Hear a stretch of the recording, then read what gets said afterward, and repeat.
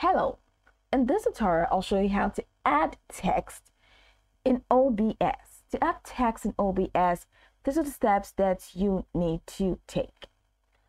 First, launch the OBS Studio application on your computer.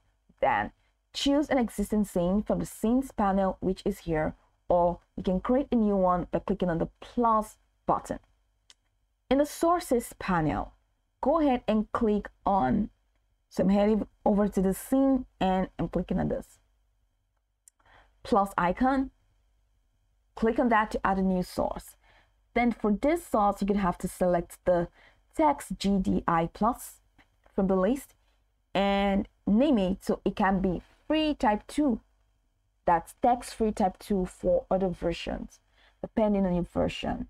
You can rename it, but I'm just going to leave that name there and click on OK. In the text settings window, that's the property settings, go ahead and enter the text you want to display in the text box.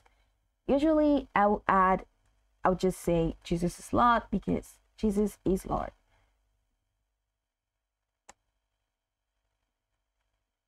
And I'm just going to click on OK. So before I click on OK, you can just choose to customize the font, the size, the color, and other settings as desired.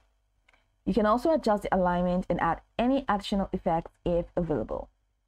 Once you're done with all of the settings, go ahead and click on OK. Click OK to add your text source, which of course is here. As you can see, there's some kind of disaster right here because some things need to be disabled, which is a specific window. So that's been disabled and just my text source is enabled. So you enable it by clicking on the eye icon there, and I'm going to click on transition so that my screen can be the same. You can now resize and reposition the text by clicking and dragging the bounding box around the text in the preview area. So that is it. And I'm just going to drag, or you can just hold the edges of the bounding box and just drag it down. That's it. Then you need to review the text in your scene to ensure it appears as desired. So click on transition so my scenes can be the same. So make any necessary adjustment to the font size or position by right-clicking the text source in the sources panel and then select panel. So right click and select properties rather to make more changes if you're not satisfied with the outcome.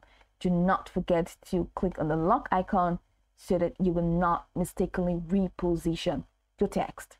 So that's pretty much it. Your text should now be visible in your scene. So you can go over the tutorial from top to bottom to get acquainted with the steps, and of course once you're done, you'll be good to go. I hope this tutorial marvelously helped your search.